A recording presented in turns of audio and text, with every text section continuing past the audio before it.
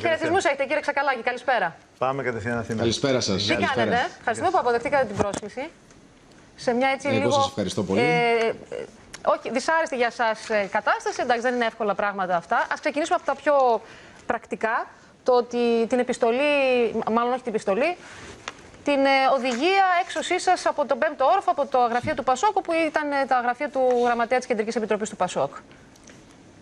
Κοιτάξτε, καταρχήν να πούμε ότι τα σοβαρά θέματα είναι αυτά τα οποία συζητάγατε πριν. Και επειδή βρισκόμαστε σε μία φάση μέσω των κόκκινων δανείων της πιο βίαιης αναδιανομής ακίνητης περιουσίας και επιχειρηματικής περιουσίας που έχει βιώσει η χώρα από συστάσεώς της, αντιλαμβάνεστε ότι να συζητάμε για μία έξωση από το 5ο όροφο και από τα γραφεία του Γραμματέα του κόμματος ακούγεται λίγο προκλητική έναντι των συμπολιτών μας. Συνοδεύονται και από πολλές μεγάλα πολιτικά θέματα. Έτσι, δεν είναι το θέμα της έξωσης.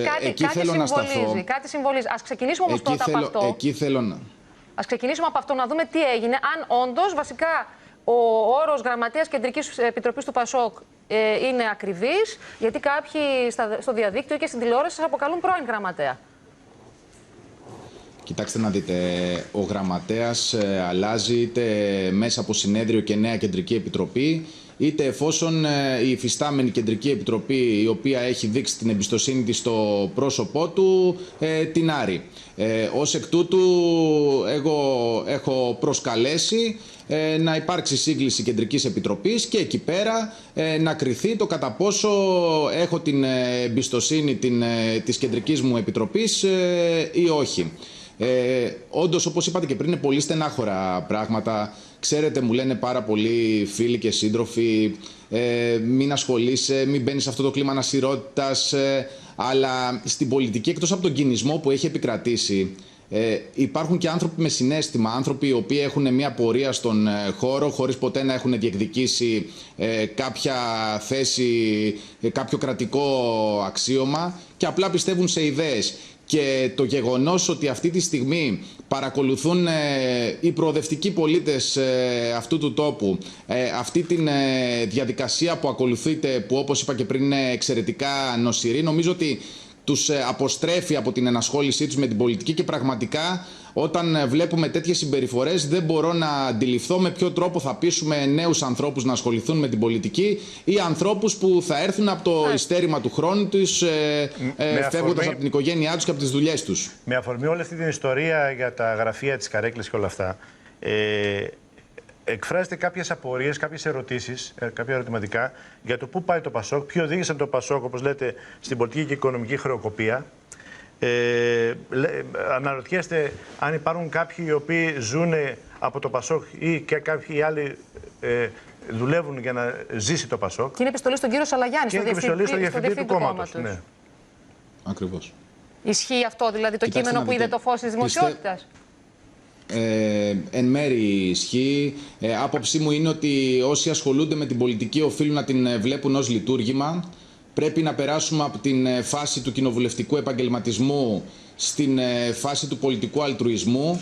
Έχω τοποθετηθεί και μέσα στα όργανα με ξεκάθαρη θέση ότι πρέπει να μπουν θητείες σε ό,τι αφορά την συμμετοχή κάποιου στο κοινοβούλιο. Πιστεύω ότι δεν πρέπει να αγκιστρωνόμαστε από τις θέσεις, πρέπει να υπάρχει διακριτότητα ρόλων, ούτως ώστε να μπορέσει και ο κόσμος ξανά να ανακτήσει την αξιοπιστία του.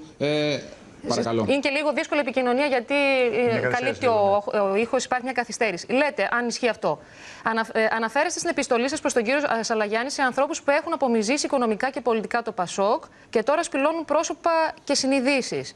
Τον καλέσατε μάλιστα να βγάλει στο φως απολαβές και λογαριασμούς για τους πάντες και τα πάντα για να διαπιστωθεί ποιοι ζουν για το Πασόκ και ποιοι ζουν από το Πασόκ.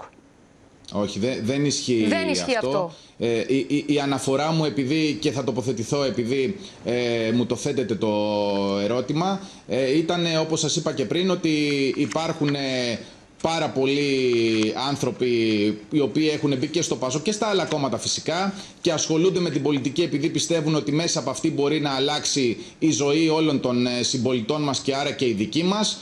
Δεν συμμετέχουμε για τα αξιώματα, δεν συμμετέχουμε για να έχουμε μόνο ατομικό όφελος. Λέω λοιπόν ότι... Αν μου επιτρέπετε, γιατί δεν έχω και καλή επιστροφή.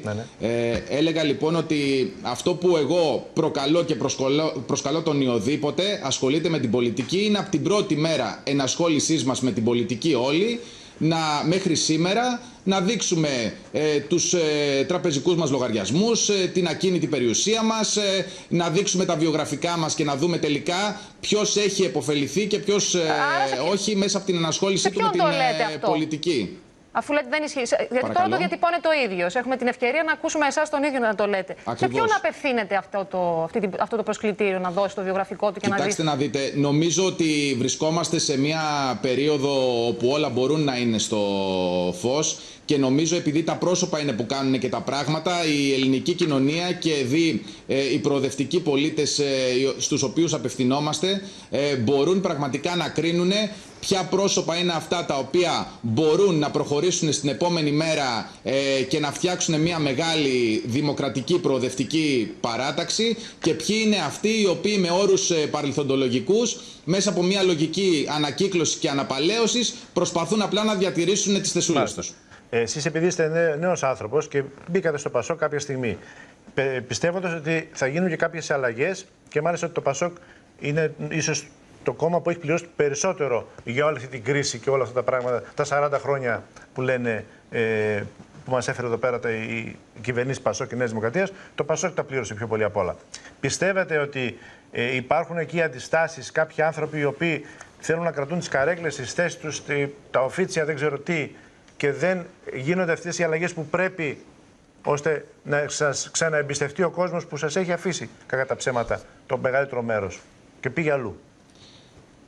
Θεωρώ ότι η μεγάλη μάχη που δίδεται και όποιος είχε την δυνατότητα να παρακολουθήσει την τελευταία Κεντρική Επιτροπή μπορεί να το αντιληφθεί, είναι αν θα κρατήσουμε τελικά ένα μικρό φοβικό Πασόκ όπου ο μόνος στόχος θα είναι να κάνουμε τις 17 έδρες 34 για να εξυπηρετήσουμε και κάποιες ακόμα φιλοδοξίες ή ματαιοδοξίες, ή αν θα προσπαθήσουμε να δημιουργήσουμε μια πολύ μεγάλη παράταξη η οποία θα έχει τη δυνατότητα παρέμβασης για να αλλάξει αυτό το ρου της ιστορίας, να ξεφύγουμε από τη μιζέρια και να υπάρχει προοπτική για όλους τους πολίτες. Σε ό,τι με αφορά,